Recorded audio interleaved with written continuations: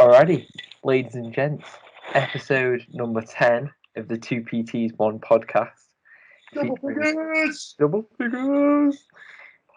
Featuring Mike and Myles. That could be a title on its own. Mike and Myles presents.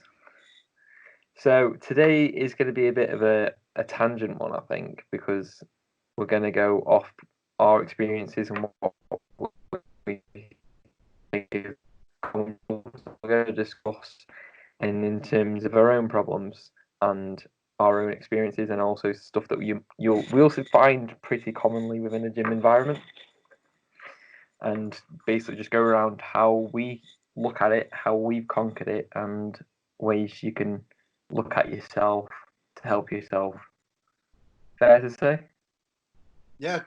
I think for most people, when it comes to not overall just general, let's say, making the progression or going to the gym, I think in general, I think every decision making forward, most people don't take that decision simply because they're fearing of what could happen or what could happen. Yeah. So the biggest thing to take away is to maybe understand yourself a little bit more. Because then obviously if you know yourself a little bit more, you can kind of break down why you have these kind of like little fears and stuff like that. And it might not be obvious. It might be just a simple case of a belief that you have, or a general story that you keep telling yourself every day that's making you believe you're the person you are now, when ideally you could change and stuff like that. I've got one in my head that I think most people will come across or think that they come across, in the fact that they think people will judge them when they go to the gym. That's like the biggest one for me. Yeah. So I've got a funny story to come with this. So, as most people know on this podcast, when I first started my fitness journey, I started at my granddad's house, because he used to be a bodybuilder and he used to have his own gym in his house and stuff. And unfortunately, he passed away 2 years after I started training. Obviously, at this time, I was at uni in Manchester, and I went to my first conventional gym. And I remember the first time I went there, and obviously things were different, like weights, barbells, and unfortunately, 19-year-old Myles thought he kind of knew everything he needed to know. So he laid himself down on the incline bench press, put on 20-inch side that he thought he did it at his granddad's. Went to go and load up straight away on that first set, and that weight went crushing straight on his neck. I yelped for help. Like there was so much panic and stuff like that. And I remember this one bloke taking the bar off me, just massive guy, taking the bar off me, obviously having a little bit of a chuckle with himself, saying, "Oh, try a little bit of a lighter load next time," and stuff like that. And I remember picking up, doing a little bit of wander around the gym and just going straight home to cry. I only saw that guy 3 times. That time when he helped me, the week after I finally got the courage to go back into that gym, and the last ever session I ever had before I went home from uni. Pretty much the only times I've ever seen him in the gym, which was, looking back on it now, it was just mad and stuff like that. But yeah, just already in that story, I can already remember a lot of conversations I've had with my clients where they've made a mistake, or they've heard people made mistakes before, and they've, let's say like a squat, like a barbell squat, and a lot of people are really scared putting themselves right under a bar and squatting themselves down. When ideally, as long as you're doing it with proper form and proper load, and you're generally building yourself up, you're going to be safe. But for people who are generally on their own and might not have a training partner to go and make them to do those things, sometimes, as much as you're going to fear it, you're not going to be able to always stop yourself from making mistakes. And sometimes them mistakes are the things that are holding you back. Yeah. Sometimes what you fear is what you attract. And most of the time, if you're always constantly looking into making mistakes and stuff like that, one, you're limiting your ability to grow. And that's not just in the gym, that's in anything really. And you're stopping yourself from progressing. Yeah. Because, I mean, especially with a barbell back squat, if you're worried about the safety aspects of it, there's so many other variables or variations that you can adapt to get around the fear. So if you don't want to have a free bar on your back, Smith machine, back squat, squat, I think what is quite safe in the fact of once you've got the load up there, if you've got like a dumbbell, it can literally just be dropped. It's not like a barbell back squat where you've got the fear of rolling it off your back, or a front squat, depending on the load, and you just clean it. I think for most people, it's just being crushing about or being judged. Mm-hmm. Obviously, certain weights and stuff like that. I mean, like, let's say, for example, now I'm not saying obviously age and stuff like that, but the older generation or older women. Now, a lot of the times when I've done gym inductions and stuff like that, people generally say to me, "Oh, I'm not going to go around that area. That's for the big bulky guys, and I'm going to go around the cross trainers and waste my time." But the gym is made for everyone. Obviously, yes, the ironic people obviously like does the weights and stuff like that. The big kind of bodybuilding type of people who pose endlessly at the mirrors and lift far much weight than they can handle. But the gym is for everyone, and the gym is it can be a safe place.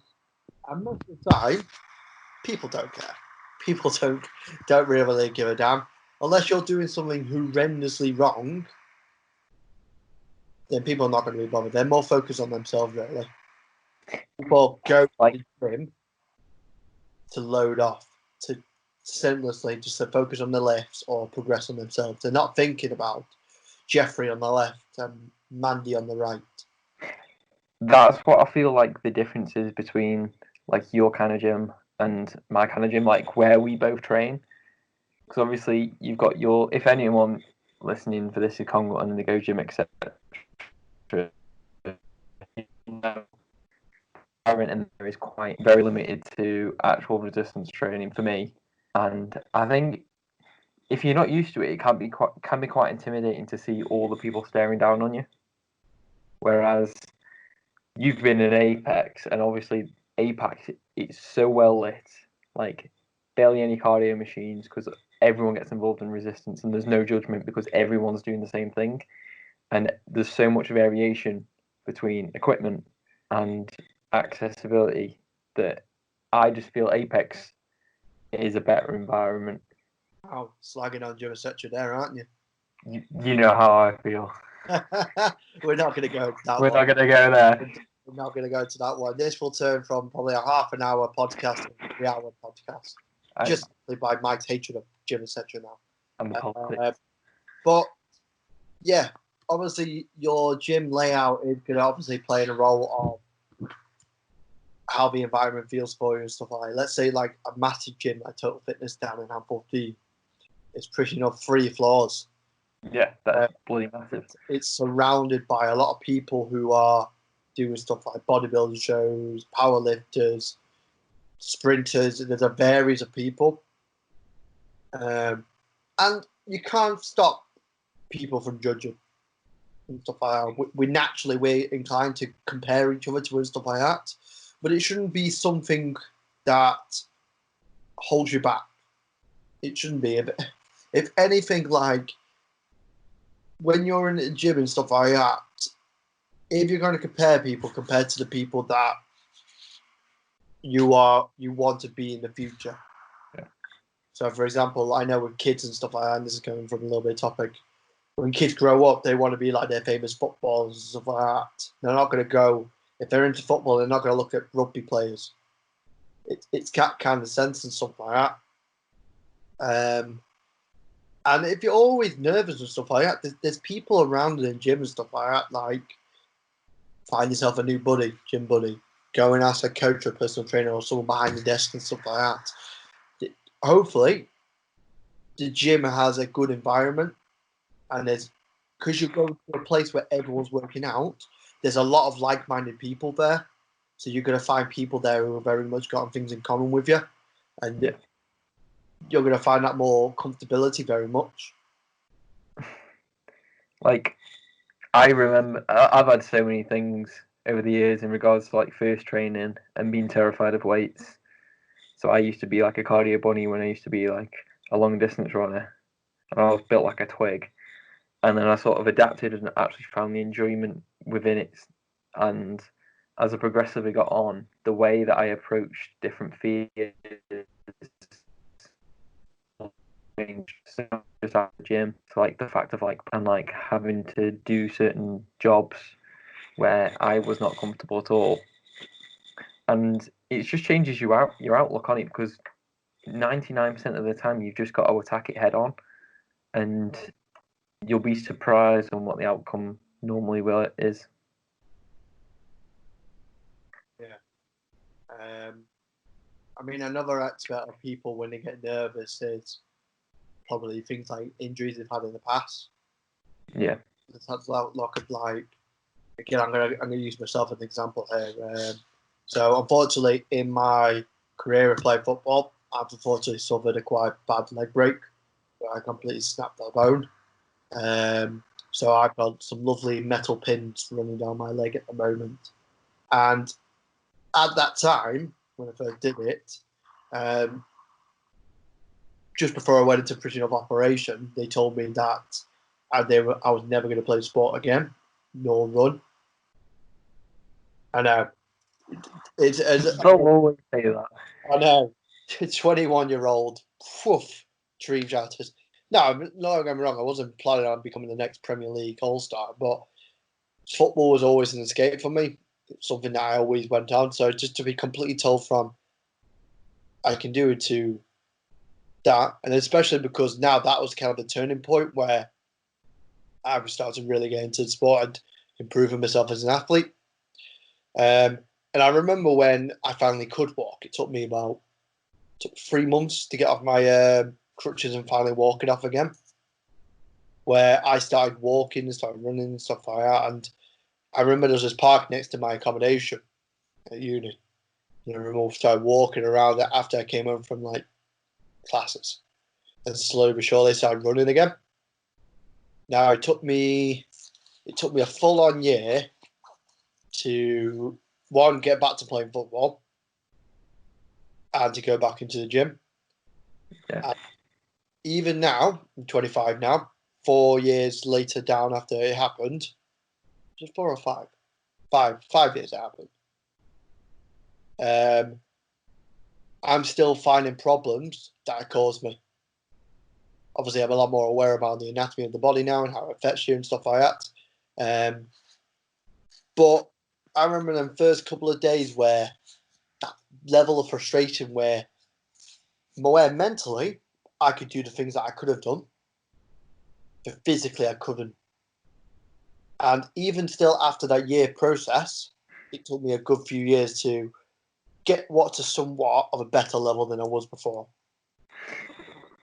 It's well, it's not even that. It's like a kind of a risk that I'm going to be causing more harm than good in jumping in. Have you started the Michael Jordan documentary yet? No, I haven't. I still haven't watched our season 6 of Brooklyn Nine-Nine yet. Shout out to the Brooklyn Nine-Nine fans.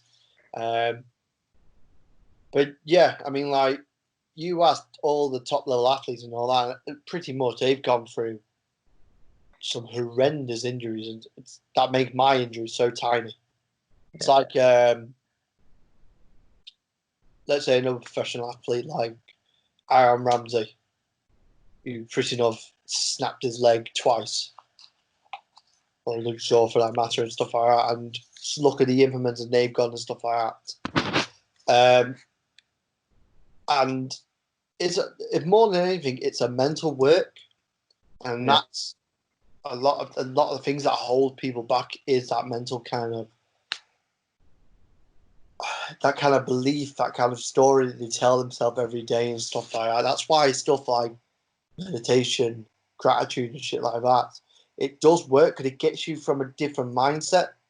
And you might be thinking I'm going way off topic here, but doing them little things where, in a way, they're just giving you that little bit of a positive boost every single time, that could be the little bit of a make it or break it moment to you to try something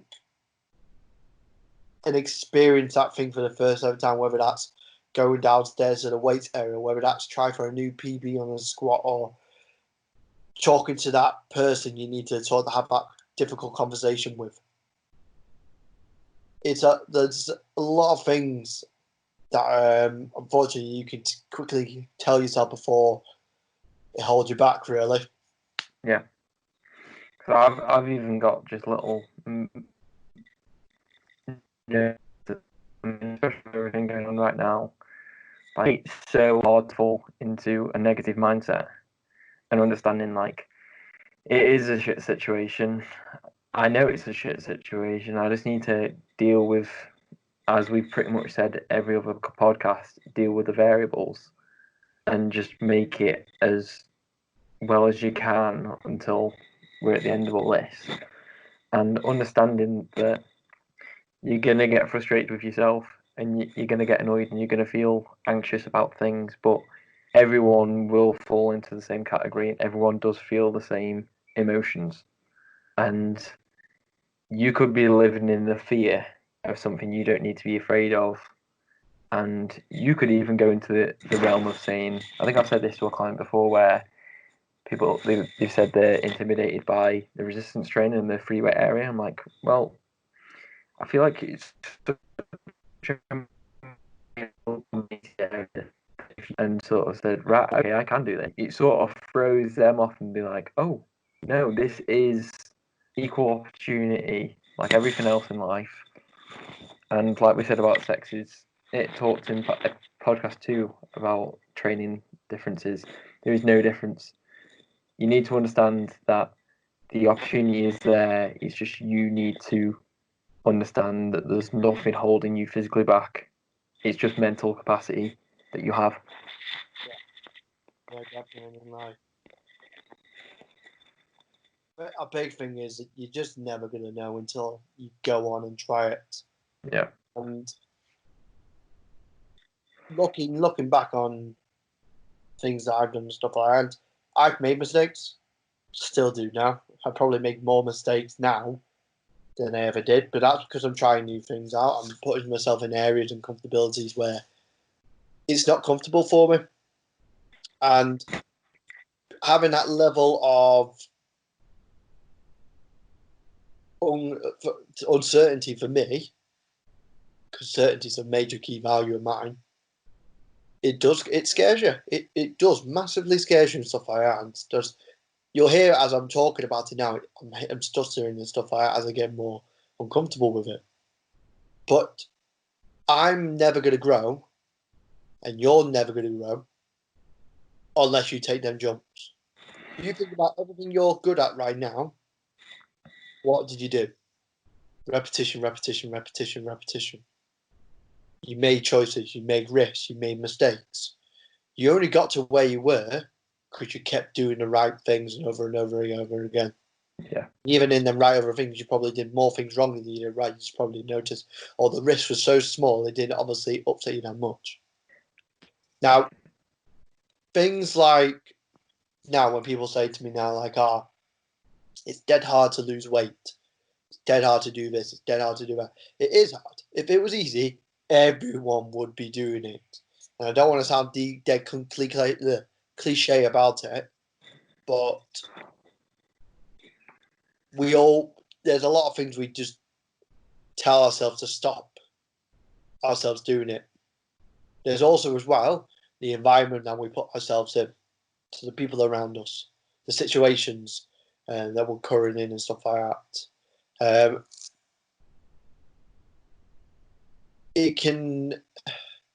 That can also have an effect on us as well. Yeah. I think also having a level of humility to it, like being humble in the fact that I'm not good at everything.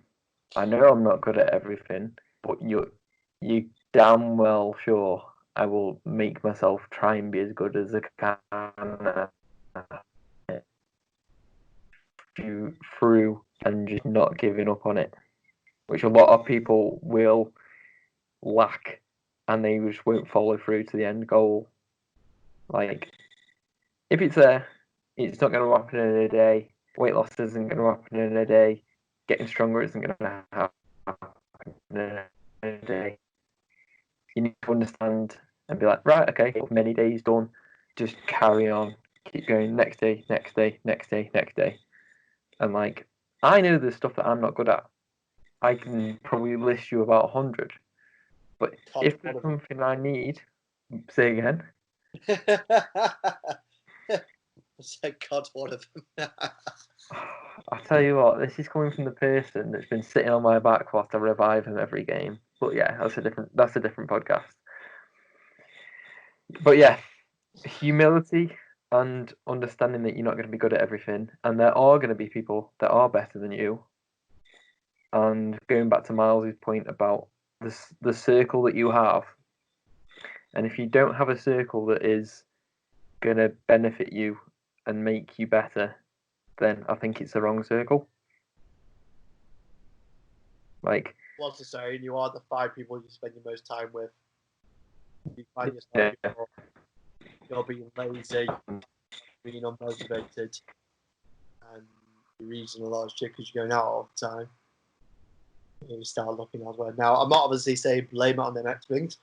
yeah. You should take full responsibility for everything you do because you've got 100% control in it. But yeah, just going off what Mike said before about the whole fans of being humble and stuff like that. These things that are going to make the biggest change, are going to have the biggest reward systems. They're going to have a slow and not immediate reward system. Yeah. Not like a game where you go through levels and levels and levels. It's going to be a lot longer than that. So one tip that I always say to my clients is, if you've got a really big goal and you know you're going to be in the long run, shorten it down. Have little breaks. Have a little checkpoints. I kind of like using that game analogy and stuff like that. Saying the goal is the big boss, the browser of Mario. Obviously, you got your levels. And what you got to do is you got these little checkpoints you have might be a certain weight you want to be. It might be a certain goal, let's say performance or something like that. And your first aim from level 1 is to get to level 2, checkpoint 2. Then you reassess yourself. Then you go read checkpoint 2, reassess yourself, checkpoint 2. And before you know it, you've got to that boss. Yeah. Best thing to do anything like that is to break it down small and give yourself things like daily motivation. Yeah, daily motivation. Because motivation for me, and don't particularly like using that word, is very temporary, but it's a good tool to use. So things like daily wins, weekly wins. Write that shit down, because then you know you're doing well. I think just to follow up on that though, like using the big boss analogy, is just because you've made it this far doesn't mean the big boss is going to be easy. Like, you can do everything right, and something like the situation right now might tilt you off or throw you off, and it's okay. I can't get in this way, but I could go this way and go there. It's maneuvering around your fears and figuring out that you might have to take the path that you don't want to take, which for a lot of the time when there's a risk to it, is going to be the path that you don't want to take. And also, as humans, we're inclined to take that path of least resistance. We don't like doing hard stuff. We always take it easy. That's why, for example, when game analogy again, and you're trying to get all them achievements, you don't do it yourself. You go on YouTube, you go and search it, and then you just cheat. But the thing is, let's say when you get to that goal and you achieve it, it's not so much of the the goal that makes it so rewarding. It's the fact that you've stuck to it and you worked hard and you've took that time and effort, which is going to be challenging, like Mike has said, and you beat it. Yeah. That's going to be the thing. That's going to be the most rewarding thing about it, is because you're going to look back and do it. You think about like anything else. You think about like a degree or something like that. It's not the case of that certificate that you get. It's in 3 or 4 years or 5 years for some people of that graft that you put in order for you to be at that ceremony, for you able to get that hand, shake that random guy's hand. That's what it's all about. And memories and moments and stuff like that. And the exact same about when you are going through them kind of moments at times where all you need to do is either say, yes, I'm going to take that risk, or you're going to say no. Because either way, even if you go yes or no, you can't control the outcome of what's going to happen. You could go yes and it goes horrendously wrong. Then you retry and try again. You can go no, and you've gone that kind of safe bet. But ultimately, if you go no, you've not progressed. You've not changed in a way. You just stagnated. And as for and another human need is grow. We need to grow. We need to evolve. It's how we are genetically. Yeah. I'm not even going to try to say it. It's more than 2 syllables. It's how we've developed over time.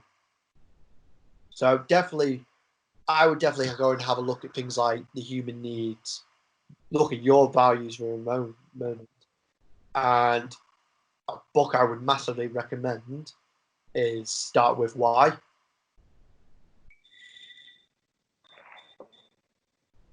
You've got it, haven't you? I don't know. I've got a couple. I've got literally like a couple of them kind of books, but I've got like The Subtle Art and Not Giving a Fuck. That's a good book. Get one that I haven't read yet, but I'm really curious on is Get Your Shit Together. That's a really good book. And then Jordan Peterson, 12 Rules of Life, is it? Yeah. Yeah, Start With Why is a really good book. It gets you to start about thinking this golden circle. This golden circle has 3 layers of it. Obviously, the smallest and the deepest one, if I know, deepest one, is your why. Why are you doing anything? It's going to be the thing that gives you that kind of emotional thing. Then you've got how, which is the second ring. How are you going to get it done? How that's affecting you and stuff like that. And what? What is it? What's it going to take? I mean, I'm not going to ruin the book there, but I mean, it goes into very big detail and stuff, and it's a really good read. And if you don't like reading, do what I do and get audiobooks. Or you listen to the podcast and Miles might summarise it for you. I'll do But no, I'll do a David Attenborough's like story mode or something like that. but no, I think just to jump back in the whole topic of fear, like what would you say your biggest 3 fears were in fitness? Well, when I first started or now? Just as a whole, and like what would you say the biggest 3 that you had to encounter as a whole, not just fitness? Like I would probably say my 3 biggest fears I've ever had in this whole of the 7-8 years I've been training. One was what people thought, right? Because obviously when I first started, a lot of people didn't really know me now as the kind of fitness guy or someone who loves sports. I was always that chubby kid, and I had a lot of people going against me. I had a lot of people tell me I couldn't do this, I couldn't do that, and looking back at it now, there's a lot of obstacles and stuff like that I had to go to. My second one was my leg break. I think for me that was the political moment where I kind of switched from being more of an artist to someone who was really interested in fitness and things like anatomy. I really have to put that career, more should I say my career now, to that moment. It really like opened my eyes and stuff like that. And I probably would say when I actually officially became a PT, because it came from a moment of, oh, this is now a hobby to this is my career, and I'm going to be advising people on my opinions on fitness. Yeah. And same against the first one, when people didn't know me for doing all this, I had a lot of backlash from it.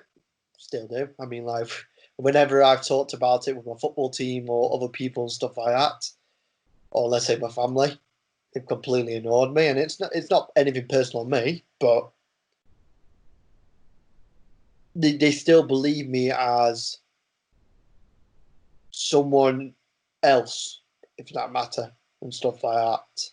And like I said, it's nothing personal on me. That's all my taking on it and stuff like that. But they've been really the biggest fears that I've had in the 7 or 8 years I've been doing fitness myself. Yeah. What about yourself? I can probably tie in ships quite well as well, because that was like a sporting background for me as well. But if I had to say number one, it would be going into the unknown. So obviously the first time I ever left for ships, I was 6 months out of uni, and basically just said, right, okay, what we need you to do is fly to South Korea, meet a lot of people, and get to work, not knowing anyone, not knowing, like, first time I've ever flown on my own, and I think it was like a 14-hour flight and a 2-hour flight. And then just 3 years of just being like, I'd not know anyone pretty much who I was going to go live with, work with every day. And in the fear that I actually didn't know how I was going to do my job, because I didn't know what my job was sometimes. I'd never done a surf simulator before. I've never done trapeze before. I used to hate public speaking. And 3 months later, 3 years down the line when I left, I had all these skills that I didn't know, I didn't anticipate. I could actually speak on a microphone, and I could speak publicly to a lot of people that I'd never even met before. Number two would be the fact that talking to people, you know a lot more than, and like not trying to sound stupid or low down in their estimations, but just trying to make sure that you can learn and understand as much as you can from them. So obviously, like, I've not been a PT that long. Myles has been a lot more.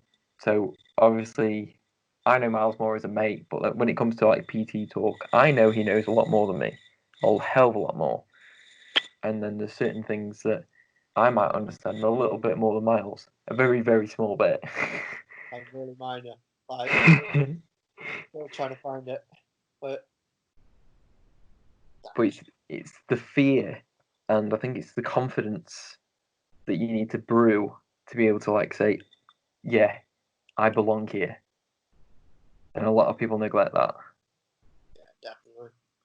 And It just a lot of people again, and I've repeated this over because I want to make it go. It's like it is a story that you tell yourself every day, and the thing is, like, you are very much in control of the story.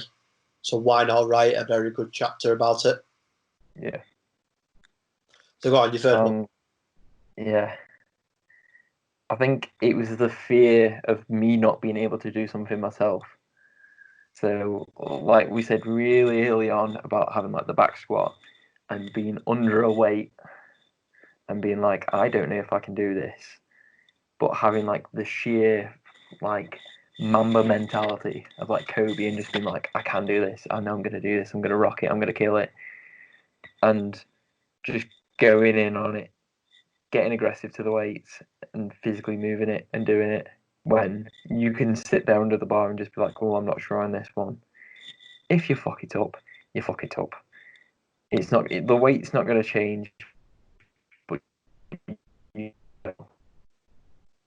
and you will adapt to the stress of the situation and the weight itself, and get better as a person. Like everything in life. I think if you're listening to this now and you're at that kind of point where you've either hit a plateau or you've hit that kind of emotional kind of rock or anything like that, and there's a conversation, there's an action you need to take.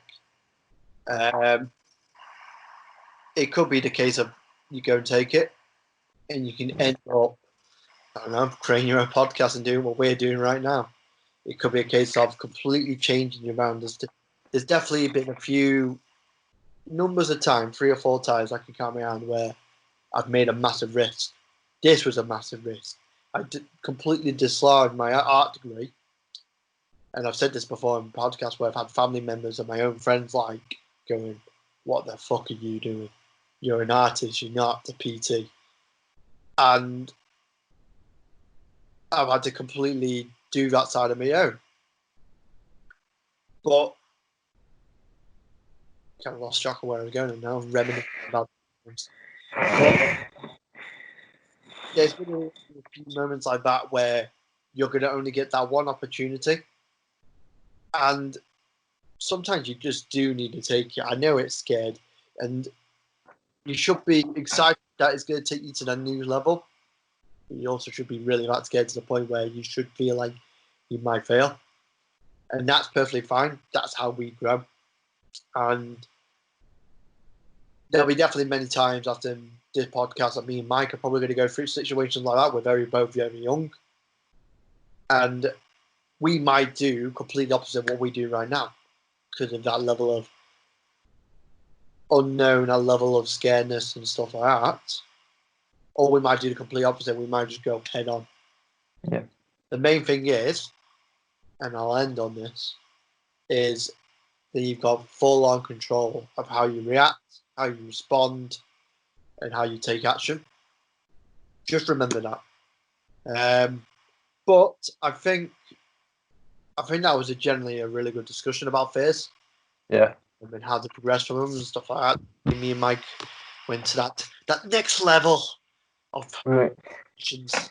We went personal. A little bit more. And if you are struggling and stuff like that, and you want a non-biased opinion, you can obviously go and message us. You can go and slide into the DMs and ask us a question. But yeah, you're happy to end things on, Mike? Yeah, brilliant. So, if you guys enjoyed this podcast, make sure you give us 5 stars on Spotify. Make sure you give us a like on the video and subscribe to the channel. Also, give us 2 a follow, because we want to help as much people as we possibly can. And we want to get to know the people who obviously are listening to this podcast. So if you do have any questions and stuff like that, by all means, ask away. We both love is what we like to do.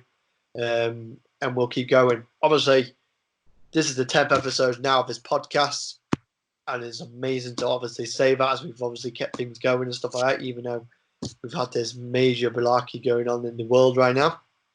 But I'm going to stop right talking. Hope you guys enjoy the podcast. And I'll see you guys in the next episode. Peace.